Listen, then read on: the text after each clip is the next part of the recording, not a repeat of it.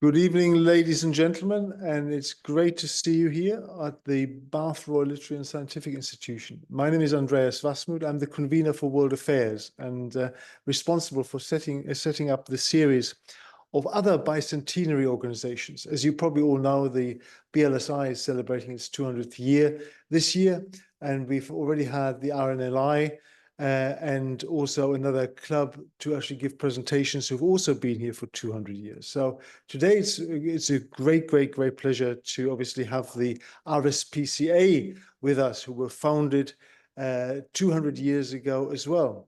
But before we get into that, I just have to go through the admin for tonight. And I've been here a long time, and there's never been an occasion in the evening when the fire alarm has gone off. So the chances are that it won't. But just in case it does, I need to tell you how to leave the building safely. Basically, what you need to do is go down the stairs from whence you came up, go back to the front door, turn right, and at the end of the road, turn right again, and assemble at Chapel Green. It's not far, it's literally a minute walk. And then we'll take your name and your details and make sure that everybody's actually left the building safely. But it won't happen, so enjoy the talk. For those of you online, there's different ways of asking a question. The preferred way is for you to put your questions and observations into the chat room, and then I can pick them up and ask them on your behalf. However, if after the end of the talk you want to ask the question yourself, we can do that as well, and you can unmute yourself and ask the question and show your video if you want to. And that really is everything as far as the admin is concerned. So as I mentioned, I'm really delighted to welcome the RSPCA to the BLSI. 200 years of history, and it obviously has also close ties to Bath. William Wilberforce, who was one of the founding members, not only of the RSPCA, but also responsible for the abolition of slavery. And that's another story. If slavery was abolished in this country in 1807 originally, and within 20 years, William Wilberforce was actually enacting the rights of animals. So, you know, it didn't take long. I mean, that's quite early on. I can't think of another Western country that would have been as sort of forward-looking as this country. So it is very special. So William Wilberforce was a frequent visitor to Bath, and he also got married here. So there's definitely some links to Bath, which I'm sure Suzanne will focus on as well. So I'm delighted to introduce our speaker today, Suzanne Norbury. She is in the media team at the RSPCA, and the media team, I gather, covers a whole source of different responsibility. Suzanne is originally a journalist and worked at the Bath Chronicle, another good local tie. And obviously, she's doing journalism on behalf of the RSPCA, and she's doing publicity and promotions. She writes things on behalf of the RSPCA, but she's also taking on very important work around actually court cases. Actually, the number of people being taken to court each year on animal welfare related issues. Now, I'm sure that won't be the major part of her talk, but I think she will take us through something very special, a very special institution, past, present, and future. So please put your hands together for Suzanne Norbury.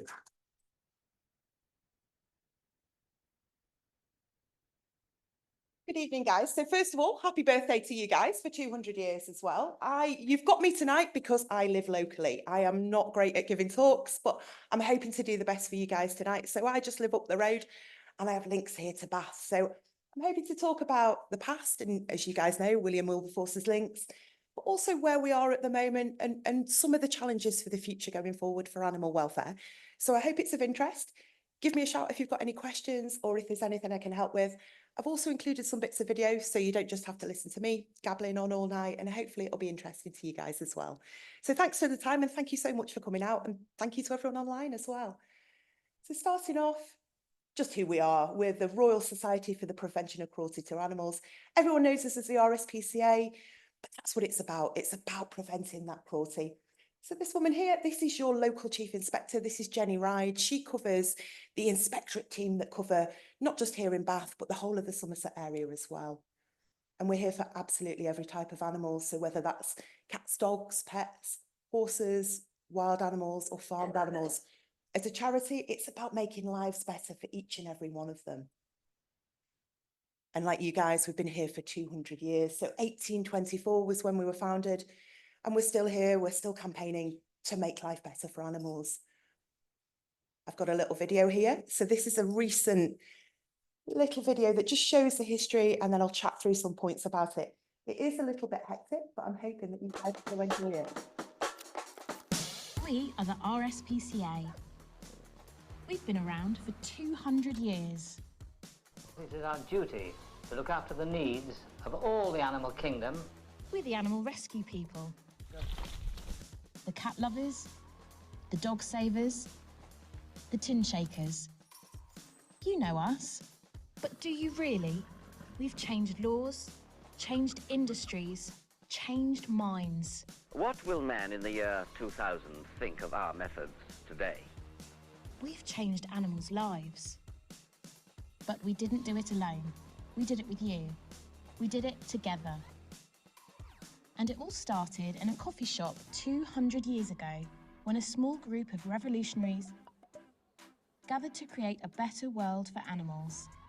The Society for the Prevention of Cruelty to Animals was born. We had two aims: to protect animals and change minds. We didn't hang about.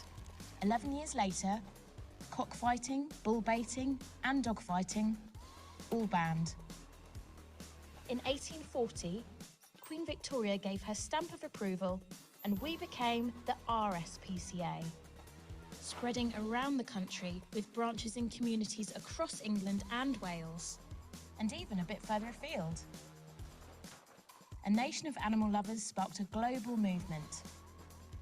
We launched our first magazine, inspiring hundreds of thousands to think differently about animals. Young people joined the Band of Mercy, creating a new generation of animal lovers. 1, 2, 3. Mercy on our banner written, be it also in our heart. Then a new century dawned, bringing new challenges.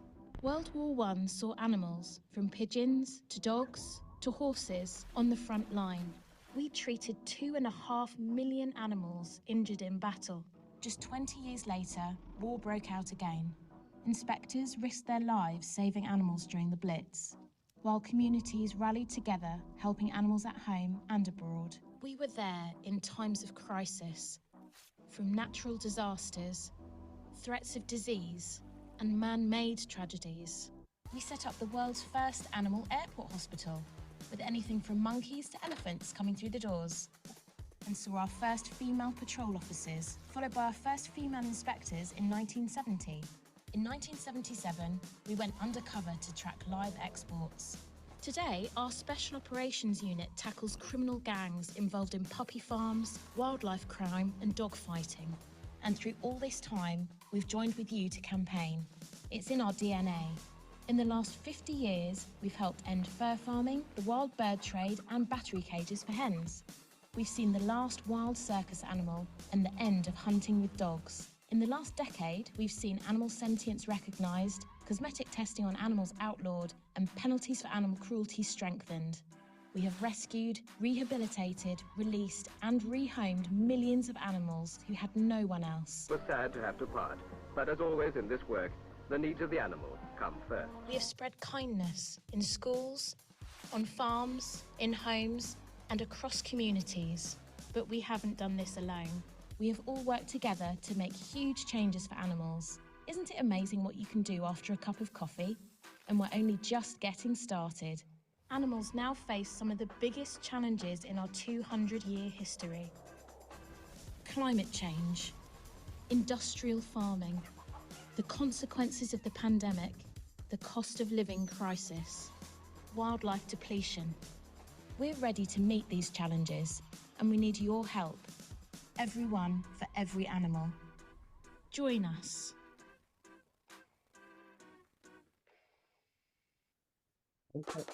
Oh, a bit of a video, guys, but I'm going to go over some of that history and hopefully bring it a bit to life. So as you saw there, 200 years. So It's about all animals. It's not just the cats and dogs that you see at our rescue centres, like Bath Cats and Dogs Homes. It's making sure that we're there for changing minds, laws and industries, and particularly with the campaigning work. So like most good things, it started over a cup of coffee. And that's where it all began. So that includes William Wilberforce, and that's what's there in the plaque now. So it's in Martin's Lane near the Strand in London. And at the moment, it is a Pret coffee shop. So it's still a coffee shop today, just not the old Slaughter Coffee House it was then. But we've got this wonderful plaque there, which remembers what happened and what was formed there. So in the beginnings, it was Richard Martin who joined with a Reverend Arthur Broom and also William Wilberforce. And it was their meeting together that created the RSPCA. So Richard Martin had passed Martin's Act, and it was really a real challenge to get people to be aware of animal welfare and just how important it is for caring for animals. And so many people may have seen this picture before. This was just before the RSPCA formed, when a donkey was brought to court. So for the first time, Richard Martin, who along with William Wilberforce and Arthur Broom was one of our founders, he brought the donkey there to court and gave people the chance to see exactly what had happened to the donkey and putting it into a real way. So this was really the origins of a law that puts animals first. And William Wilberforce, so you lot could probably tell me an awful lot more about William Wilberforce. I know from the plaque on his house and things like that, but I know that it was the mistreatment of horses here in this city that really brought his mind to caring for animals just as much as people. So it's really an important part of Bath's history as much as anything. And this was a notebook that included the first minutes from when that meeting was created there. We've got a few items in our archive just like this that allow us to look at our history. So this was from that very first meeting in that coffee shop. And it was from that moment that the laws really began to change, that the campaigning really took part. And it was really Pease's Act. So that prohibited cruelty to dogs, and it also outlawed bear baiting and cockfighting, and better standards in slaughterhouse. So although we don't see bear baiting today, we sadly still do see cockfighting. Better standards in slaughterhouses, including CCTV, is such an important issue for us today. And although we don't see bear baiting, we do see the dog fighting still. So it's really concerning that all these years later, we are still seeing similar cruelty to animals taking place. So in 1938, that's when we began taking prosecutions in the 30s.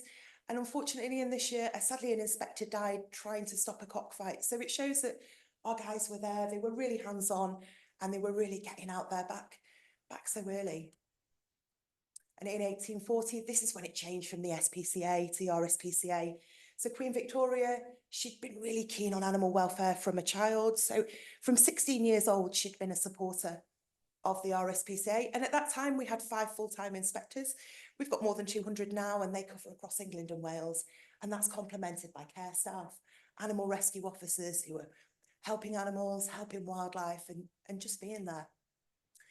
So this is from our archive. Unfortunately, I've not been able to bring the medal myself. I don't think they trust me not to sell it, but this was the little cat that you see on there, guys. That was drawn by Queen Victoria. So this medal had been created.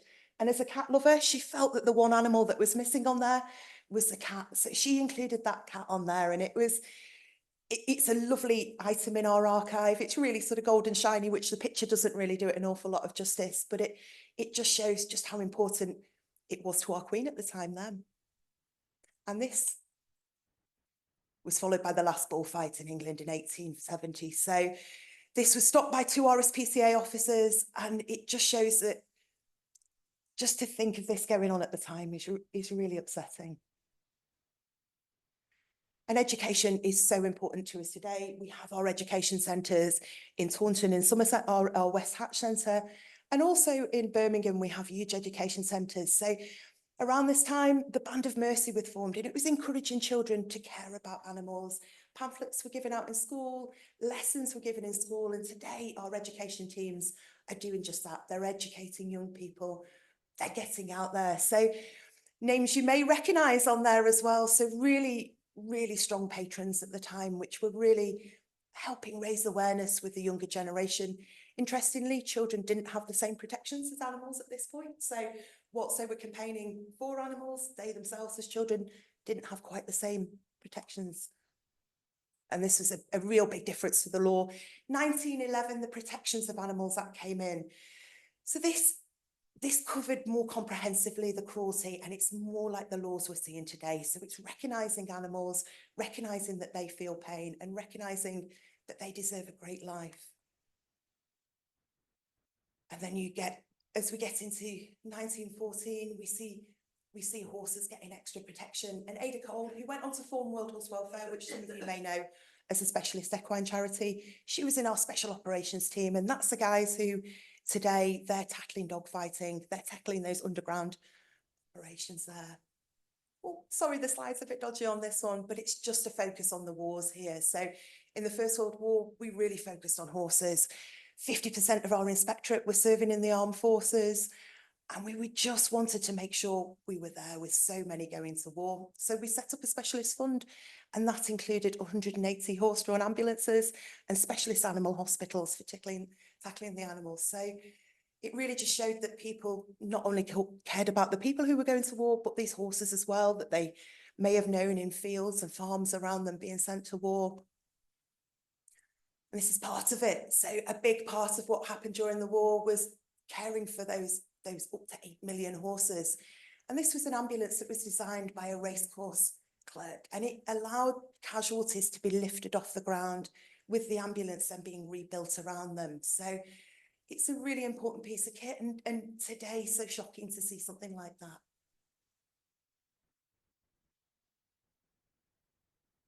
And there's more than just first aid. I mean, in the First World War, the nature of battle had changed. So it's animals suffering gas attacks, perhaps suffering burns as well. So this is just making sure that we were there for those horses that hadn't just been injured in a conventional way there.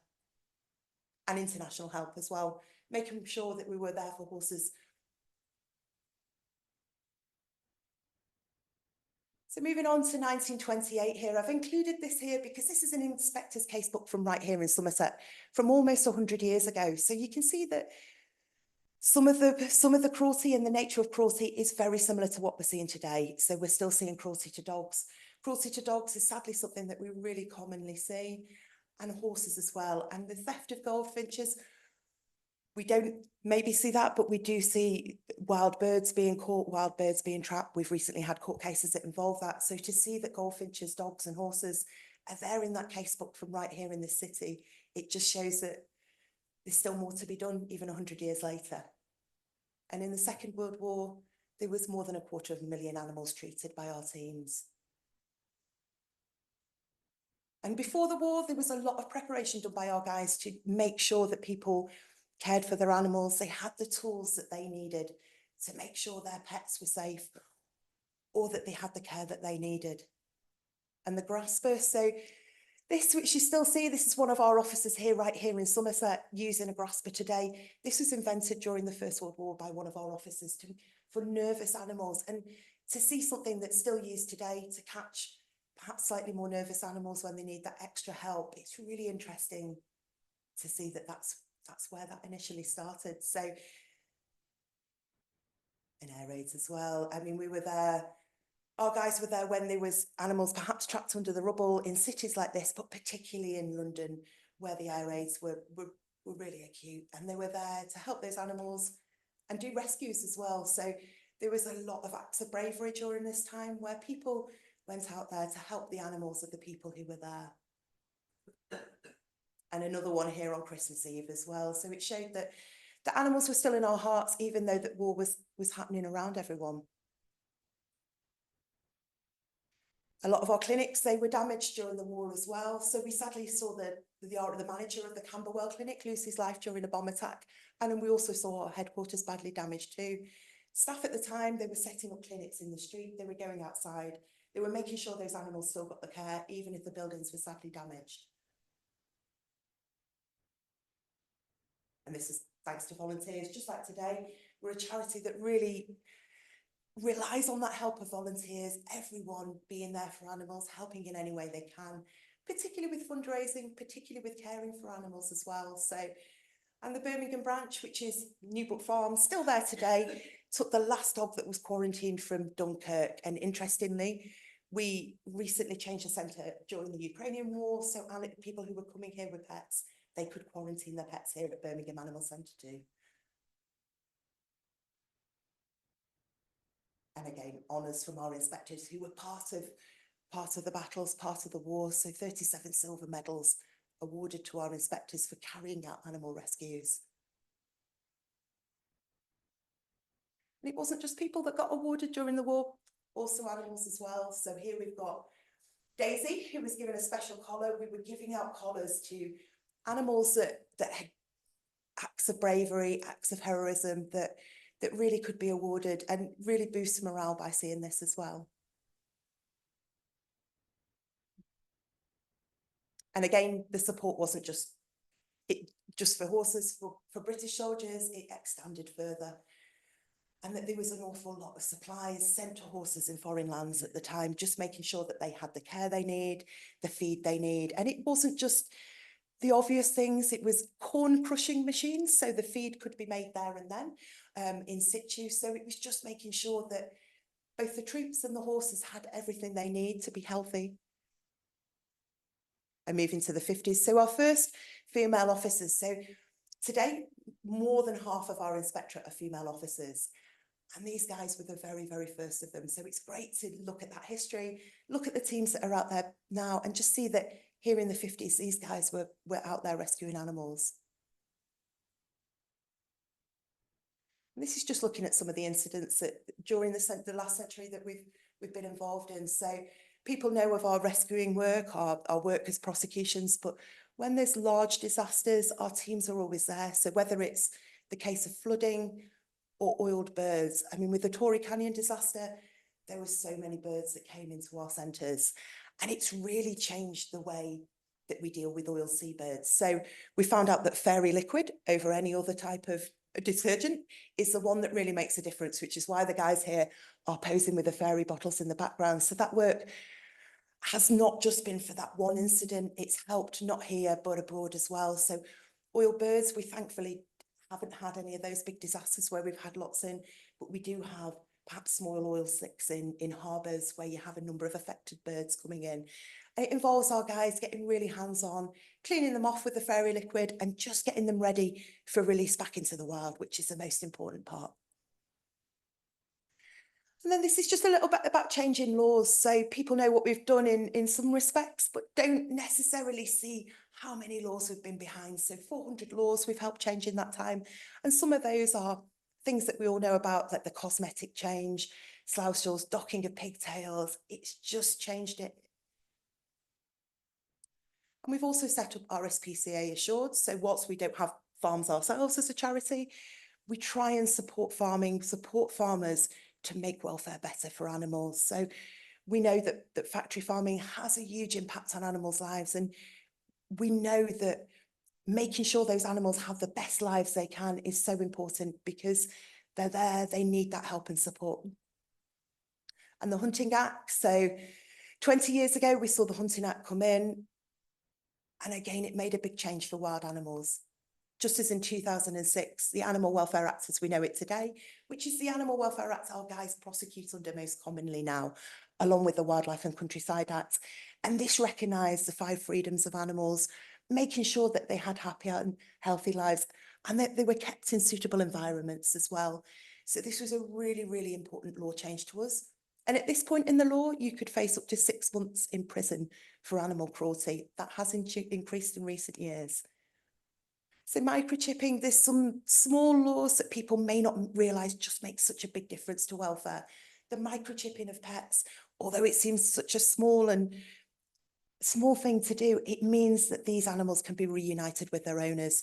So often we have animals come into our care and you don't know where they've come from, sadly. So microchipping, and that cat microchipping came in 2023, so just last year. And circuses. Again, just a few short years ago, after so many years of campaigning, we saw wild animals banned in circuses here in England and the following year in Wales as well. So it was really important to us. It represented so many years of making sure lives were better. And we knew that the public supported this. The pandemic as well, it was a big moment for us. We were helping so many animals, so many people, and our guys kept working throughout it all. animal welfare was one of the reasons for people to be able to leave their home. And as rescuers, they offered support to people who were sick, but support to people who'd sadly passed away as well, making sure that their animals were loved and cared for. So this is when there was a change in the Animal Welfare Sentencing Act. This meant that people could face up to 5 years in prison. So again, a really big moment for us, that we felt that from 2006 law to the one that came in 2021, it represented a real improvement for animals, a real recognition that some of the offences that we see are so serious that they should have a longer prison sentence attached to them. And we are seeing more and more people being sentenced for longer sentences now. And as I mentioned before, along with the quarantine facilities back in the Second World War, just a few years ago, we created quarantine facilities. So this is Princess and Barsic. These are two cats who came with their owner from Ukraine, and they spent a couple of months at our rescue centre. Because of the risk of rabies, we just had to make sure that those animals were happy and healthy, and work with DEFRA to provide them and then reunite them with their families, which was a really wonderful moment. So to see dogs go back to the children that had loved them so much, to see people have their cats back, and just how much that meant to them, it was just as important as it was during the Second World War. And after 100 years of campaigning for us as a charity, just this year, we saw live exports banned. So I have got a little video to go alongside this, but this was really, really important to us. We knew that some animals were on journeys of more than 100 hours long, and that's without water, without food, and in trucks that are going across Europe. So we have really, really been campaigning for many, many years, and we know just how many animals this affects. So really making a change that improves lives for those animals for future generations in future years was really important. So I've got a short video here as well, guys, if I'm okay to play this. This just explains the banning of live exports and what was Someone had involved. to be there to actually oversee it and make sure that those animals weren't suffering. You've got to remember that the calves were 6 or 7 days old, and they'd been used to being fed every 2 hours on a bottle. It was every day relentless, and there was 20, 30 lorries going out. Because the legislation was not there to stop that export of those animals.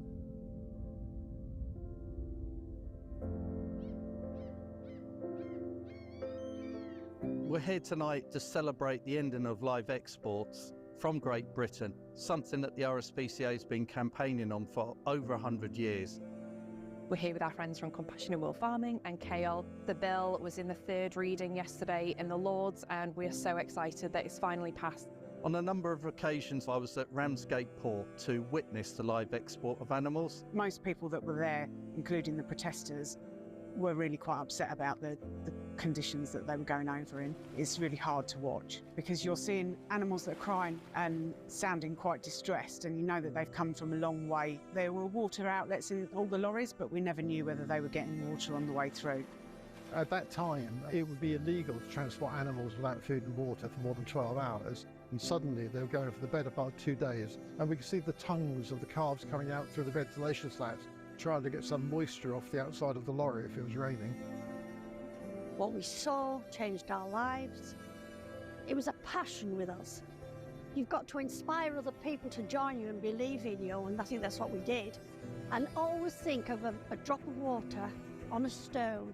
Drip, drip, drip will eventually make a hole. And we did. It stops all of those animals suffering those long journeys. Absolutely fantastic. I think it's a really good landmark event for us.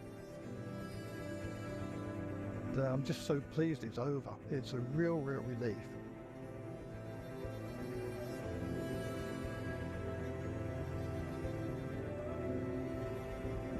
Knowing that all those animals that have gone that I couldn't save, it's the ones that are now coming are saved. And that to me is so important. This is a really good celebration tonight, and we're so pleased that it's actually ended now. I feel for all the inspectors who aren't here. Several of whom have now passed on, sadly, and I just love them to be here today. And thanks to all the people that signed the petition to get this ban in place. All the campaigners who went down to the docks, demonstrated, to report back and to tell us what was really happening when we couldn't be at the ports.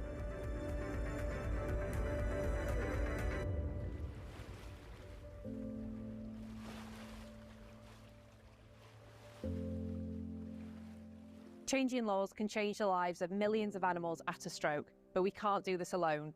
Join our Million Strong movement and visit our website to take action now. 100 years. Someone had Don't to give be- up. So taking us to the future, that takes us right to this year in the most recent law change. So a little bit about what we do right here, right now, and then about what we hope for the future. So we're here, our rescue teams, you'll see the RSPCA vans out and about, you'll see RSPCA prosecutions.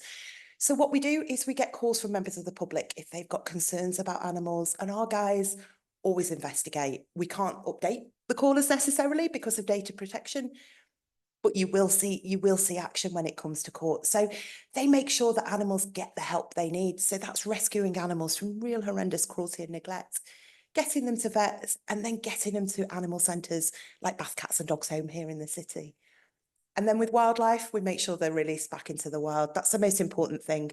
As a charity, we believe in rehabilitating them and giving animals the lives they deserve. So this isn't keeping animals in a sanctuary. This is making sure that they go back into the wild where they belong as well. So it's really important to us to get those animals right. So you guys might be aware of our West Hatch Wildlife Centre. So alongside the animal centre there, which is very similar to the centre in Bath, the one in Weston-super-Mare, or in Bristol, we've also got a wildlife centre, and we have everything from, we've had beavers from rewilding projects coming in, we've had all sorts of wildlife and a lot of seabirds, a lot of hedgehogs, and just giving them that extra helping hand. We all know that wildlife needs that helping hand, so if we can get them back out there, get them in the environment they deserve, and we find loving new homes for animals. So this is what people commonly know, that what we do, we find cats and dogs homes, and we investigate cruelty. So we have inspectors out there who they investigate.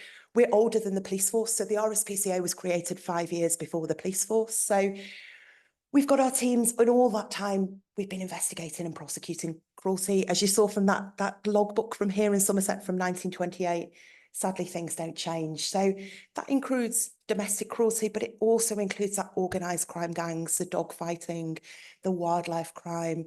We sadly have badger baiting, incidents like that where there's real awful cruelty, and the most important thing is stopping those people and bringing them to court. It's always a worst case scenario, always a last case scenario to bring someone to court if we can. The ideal would be to educate people. Sadly, some things cross a threshold, so it's impossible to educate. And we do see, we see more than 1,000 prosecutions each year in England and Wales. And you guys will be aware from perhaps reading the local media of ones that have been here in Somerset in recent weeks. And we care for animals. So this guy, this heron here, was found here in the city. He had got himself tangled in pond netting and had got injuries under his wing and to his neck. He's at our RSPCA West Hatch Wildlife Centre at the moment, and he'll be released back near where he was found as well. It's really important to us to put those animals back in their family groups, back where they know the area as well. So last year, alongside rehabilitating thousands of wild animals, we found homes for more than 40,000 animals. But that's not just cats and dogs, that's everything. We're here for every kind of animal. So it's horses, it's reptiles, it's snakes, it's those animals that are coming into our care. And all of those have been rescued from cruelty and neglect by our teams. And we campaign for animal welfare. So I've got a goldfish here.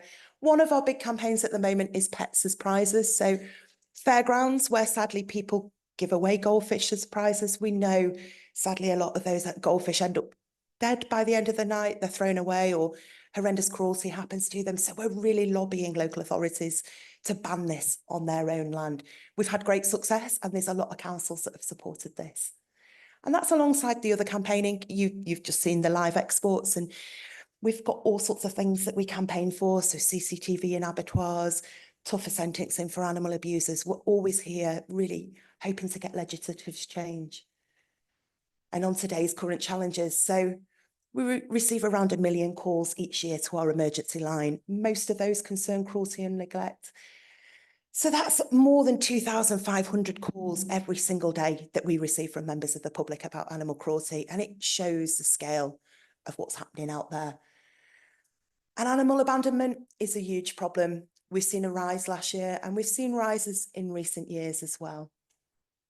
And we know that one of the biggest reasons for that is sadly the cost of living crisis.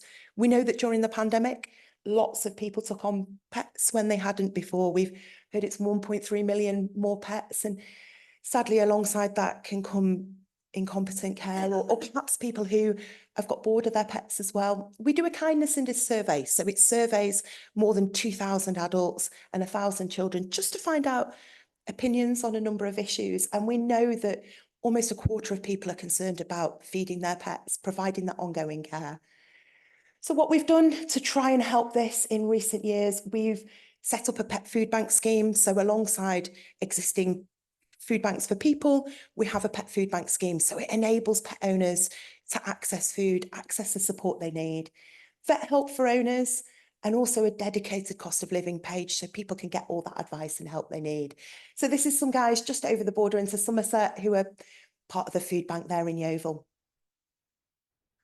Sadly, we also know that animal cruelty is rising. I've got the stats here for Somerset for this year. So we've had a 10% rise in intentional harm towards animals. So that's beatings, mutilations, stabbings. This isn't neglect, this is intentional harm and cruelty. We're never quite sure why, because we often just see the animal behind that abuse. Sometimes we don't know their story, but sometimes we do. And we also know that alongside that rise in intentional harm, that we've had sharp rises in animal beatings.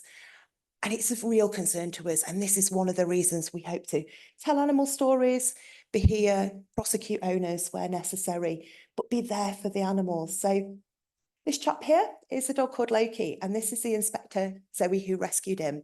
So I've got a short video which just tells his story here and shows his journey from rescue from neglect. When I first saw to recovery. Loki, the feeling I had was horrified. I just remember his face. He was looking very innocent, the little eyes. He was so misshapen with the lumps that covered his body.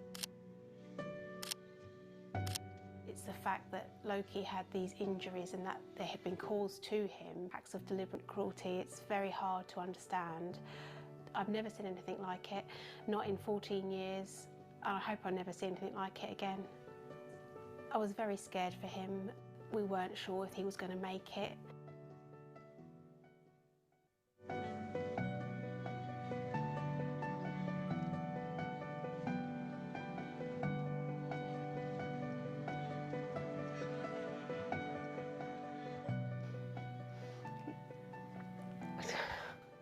He's just, it's unbelievable because I didn't think to see him now in his home. He deserved this happy ending.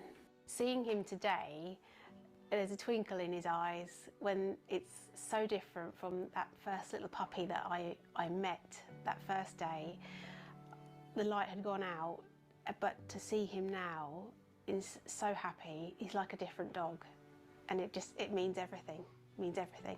Our job isn't easy, as you can probably imagine, but this is the reason that we do what we do. Cases like Loki's, unfortunately, are not as rare as you might think.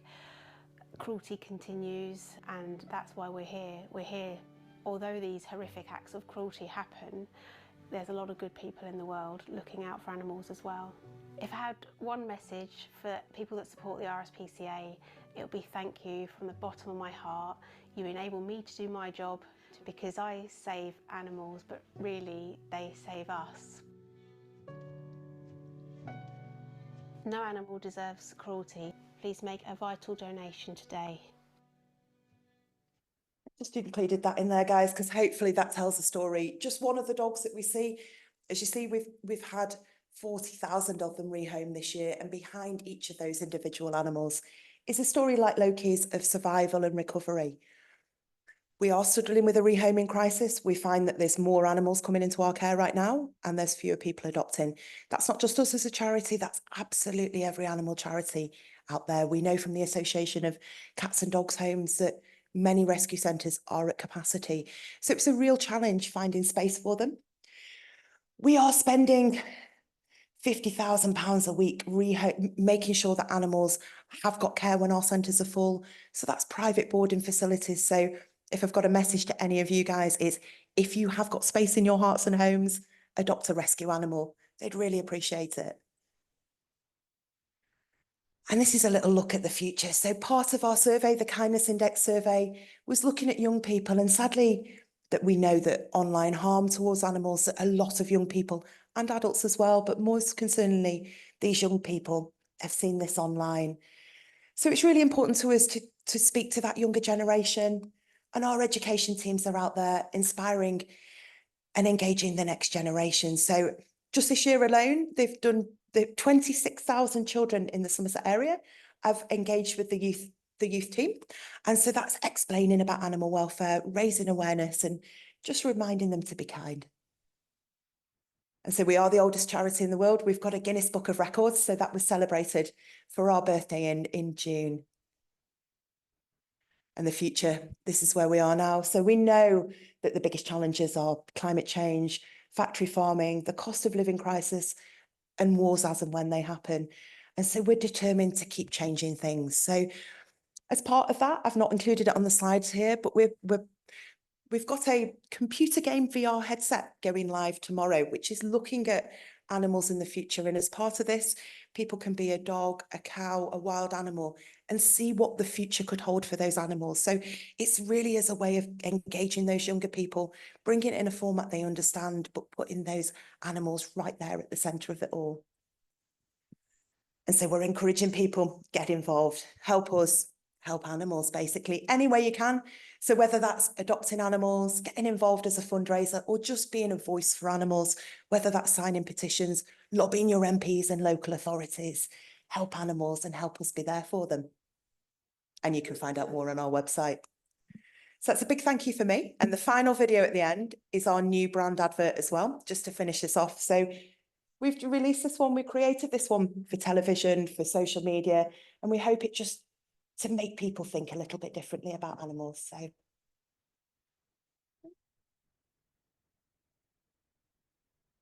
except for I can't get it to play. My apologies, guys. Oh, I'm sorry about that. I can't get that to play. Here we go. Sorry. Thank you, guys.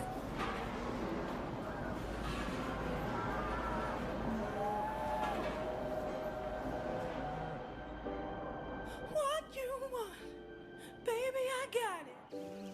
What you need, you know I got it. All I'm asking is for a little respect. Just a little bit.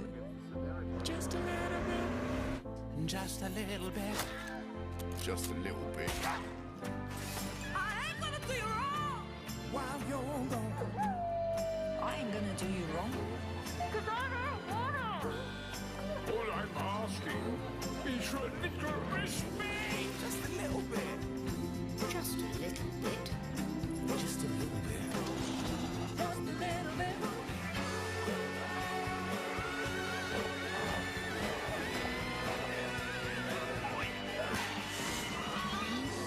Your kisses. Sweeter than honey. but guess what? So is my money. But all I'm asking for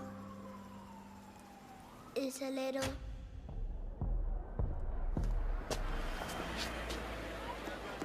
What a sight to behold. One snail, delivered safely from harm's way.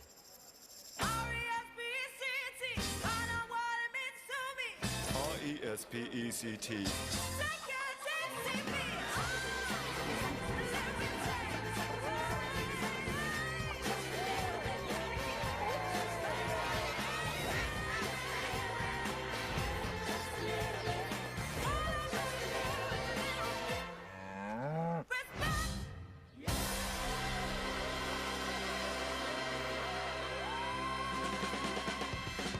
Thank you.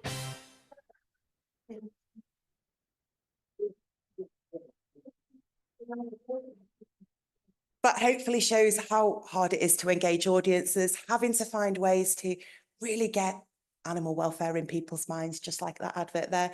But thank you so much for your time. You've been a great audience, and any questions, I can hopefully try and answer them as well. Suzanne, the RSPCA are doing a fantastic job, and I think you've done a fantastic job today to highlight for all of us the diversity of the work that you actually all do. So well done. We now come to the Q&A session. I'm sure there will be quite a few questions in the audience to really follow on from your excellent presentation. We'll start in the room and then we go online. So would somebody like to ask a question in the room? Can I just pass over the microphone so that people online can hear you? It's a long time ago. It's the First World War, and when all the horses were taken across the Channel. Yeah. My grandfather helped take all those horses across the Channel. I've heard recently that they didn't come back, and that's disturbed me. And I wondered if the RSPCA were involved in any of that care of the horses at all. I know that they had the facilities out at war from our research. I don't know an awful lot myself. I know that 8 million horses went to war at that point, and so it was an awful lot. I don't know how many died, how many came back myself, I'm afraid, but I know that as a charity, we tried to make their lives better there in situ, Yes. whether it was the ambulances, whether it was that, I don't, I'm afraid. I know just how many heard came that no horses came back, you Right. see, and I found that quite disturbing. Yeah. And sad. My granddad never told me. No, it's No. awful as well, and he must have felt as well. I It know. must have been a real Caring experience for them, him. yes. And I don't know whether anyone has seen War Horse themselves. It's so moving to I see know, that and yeah. put yourself there. Gosh, yeah, I'm That's sorry, I don't know with that, but someone may. Okay, would somebody else in the room? Gentleman here. Pass it over. Yes, thanks very much. That was fascinating. Just one point on cruelty to dogs. And your statistics there are pretty frightening. So many more than cats, rabbits, etc. And it seems a lot of this is that people take on dogs without really knowing what they're in for. And I wondered if it would help reintroducing a system of licensing, which we used to have many years ago. And whenever I mention this, people say, "Oh no, because they'll just pay. They won't." But I just wonder if they would, and if they take a dog on free, and then discard him at Christmas, it just might. They may have second thoughts, and I think you made the point that often they can't afford to actually feed these animals, and then the neglect will start.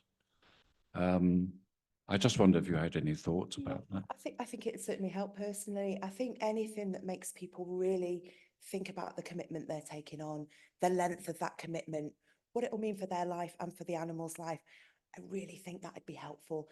A lot of the time, if we do see neglect, it can be incompetent but well-intended care where people are trying their best but perhaps don't have the understanding or the skills. So as a charity, it's really important to us to educate people about animals' needs. We have an awful lot on our website, not just sort of your more standard cats and dogs, but unusual pets that people may find themselves in their homes, to make sure that they're giving that right care. So I think anything that makes people really consider that decision has got to be a good thing. And it links those animals, a bit like the microchipping, it links it to a known individual, which is better for reuniting, better for finding out what's gone on if cruelty has occurred as well. 3 or 4 Right. sick people walking around the park with all these dogs. It just made me think twice. Yeah. Most dog owners won't agree with this, and I could see that. Yeah, and that's it. And as responsible owners, I think we all care about not only our pets, but making sure that other people are taking pets into their lives or are caring for animals in some capacity or other, have got that skills and particularly that understanding of what's expected of them, not just in law, but in for the welfare of that animal, for its well-being. Okay, we've got some questions online now. One is from Paul. Does the RSPCA support measures to control pets to prevent them from attacking wildlife? For example, requiring owners to place bells on the collars of their cats over the couple of months when the baby birds leave their nests. It's so important to us, all animals. So as you've seen from the presentation, wildlife is really important. We'd encourage people to make sure that their cats are perhaps not out there harming wildlife, and take measures to bring them inside. So it's important to us to make sure that wildlife gets the care and the cat gets the care it needs. So we think both can go hand in hand. So making sure that your cat is not got access to birds, particularly during nesting season or something like that, that just makes sure those birds can fully fledge and get out of the nest before being attacked. It'd be really important. Okay, another one online is from Joanna. Does the RSPCA need people to foster dogs as well as permanently adopt them? Oh, we do indeed. So we have a lot of animals that are involved in our court cases that come into our rescue centres that need that little bit of extra care, but the rescue centre isn't suitable for. They can be noisy environments, there's other animals there. So taking that animal into a home, Loki, who you saw in that video, was fostered for almost a year of his life whilst he was recovering. And that allowed him to gain those experiences in the real world. So we love foster carers. We'd love to hear from anyone. Get on the RSPCA website, find out a little bit more. Foster carers are just as important as adopters.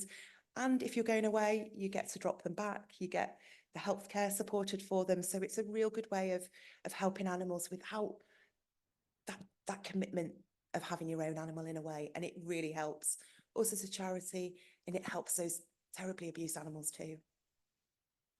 Okay, maybe we go back into the room. We've got a few more questions online, but I don't want to make sure that you can all ask a question in the room. Okay.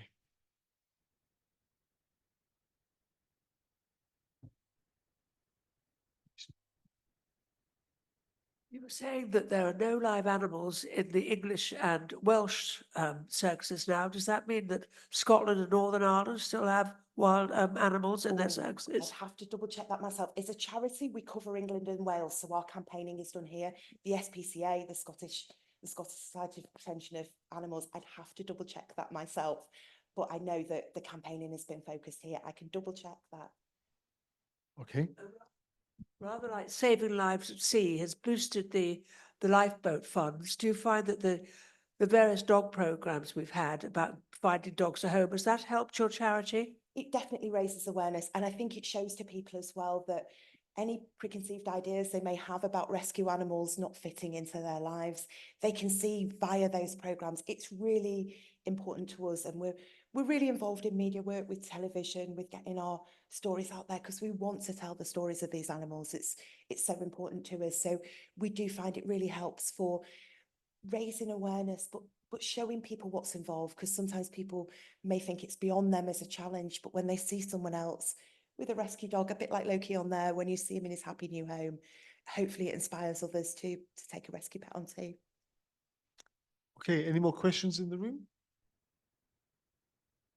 No? Well, I'll ask one, because I remembered one of the questions online is, how can we help you, Suzanne? Was the question. Are there volunteer roles? There is all sorts of different ways people can help us, from people donating and helping that way to volunteers. So we have a real range of volunteer roles. So whether I myself, I help as a wildlife casualty volunteer. So you'll have an injured pigeon in Kensham and I'll go out there and help it, get it to a vet or a rescue centres.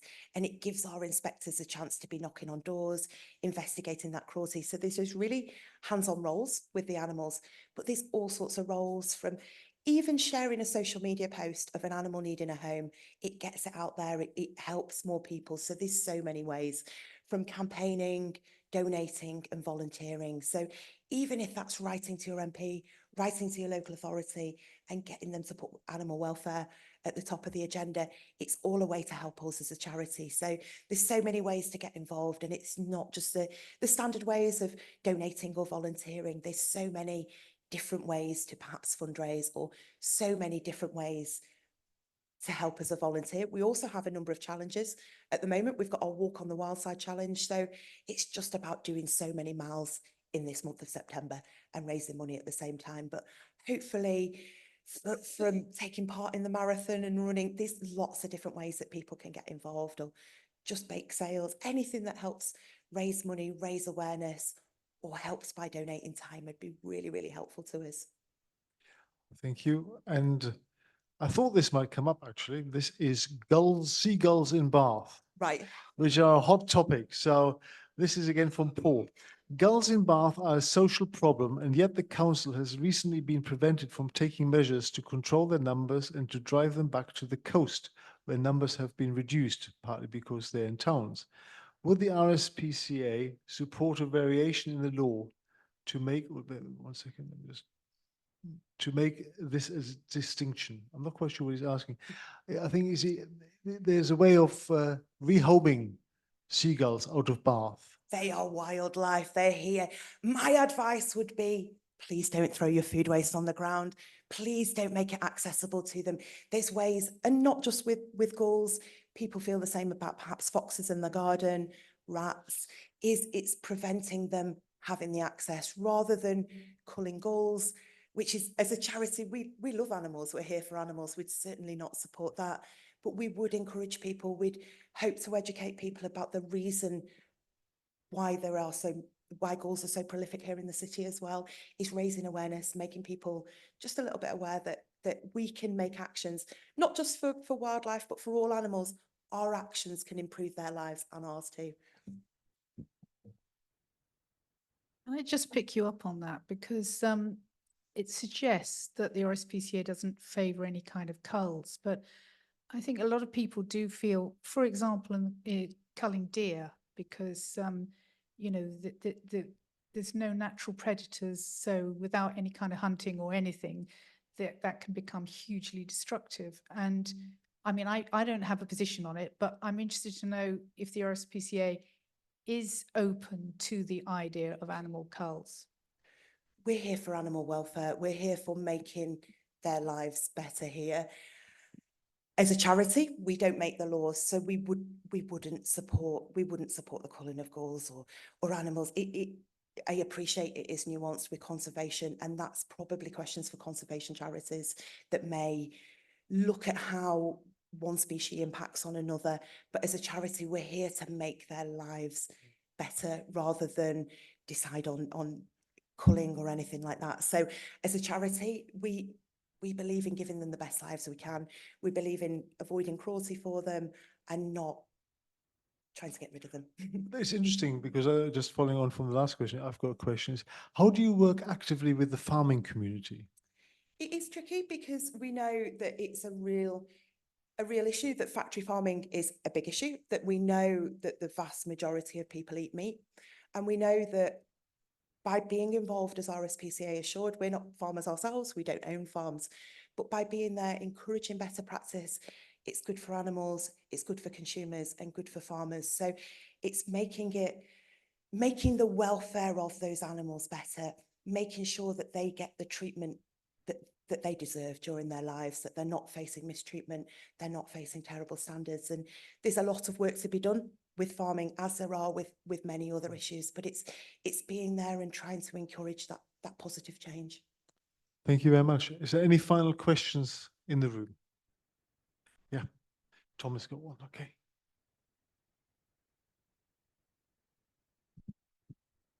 So my question's regarding, so you mentioned about online abuse and educating children. What are you doing in regards to sort of cracking down on online abuse and potentially preventing it? We have really lobbied the government on the Online Safety Act. We were really instrumental in putting animals in there. You'll all be aware of the different elements with the Online Safety Act and making sure that the MPs who do decide and change law, as a charity, we can't change laws. We can simply lobby and bring you guys with us to lobby people there. So it's governments that change laws. And that's been really important to us. Yeah. Okay, one more final questions. Paul is on the run here with his birds. The council used to replace gull eggs with sterile dummy eggs to limit numbers. Why would the RSPCA not support this as a non-cruel way to limit the population? Again, it's one for the council, I think, that question. Okay. Okay, well, that's very smartly deflected, Suzanne. That's very good. I could stand all night arguing with you guys on gulls. Yeah. They're part of our wildlife. Some of them are endangered species as well, the gulls. Yes. We appreciate they're large. It's not nice if they knock your eggs out of your hands, but there's ways that we as people can prevent them. Absolutely. Okay, final question in the room. Anybody? Otherwise, we draw things to a conclusion. One final question. There we go.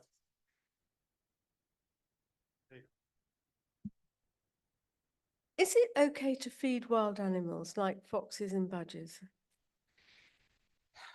It really depends. We know a lot of people do enjoy seeing them. We'd really discourage people from trying to tame wildlife. They are wild animals. You don't really want to be feeding animals. You want them to be living the life that they live, and that's not being domesticated. So we know a lot of people really enjoy seeing wildlife in the garden. People enjoy feeding all sorts of wildlife, but we really encourage people to keep them as wild animals, to put yourself away from that equation. They're not cats and dogs, to make sure that they can keep out there living their lives. So whether that's the herons that you've seen there at West Hatch, or whether that's foxes or birds in your garden, making sure they remain as wild animals and they can live the life they need to live. They can breed, they can get out there, rather than being brought into people's homes or domesticated. And finally, what would be your message to people to convince them to be kinder to animals? They feel pain just like we do. So any animal, from the snails, from the gulls here in Bath, whatever the animal are, they can feel pain just like you do. So think of how you would feel from that side of it, how that cruelty, neglect, starvation, mistreatment and abuse, how you would feel. Put yourself in the animal's shoes and think for them. Be that voice for the voiceless. They can't speak for themselves. You can, we all can. Suzanne, thank you very much. Please put your hands together for Suzanne Norbury.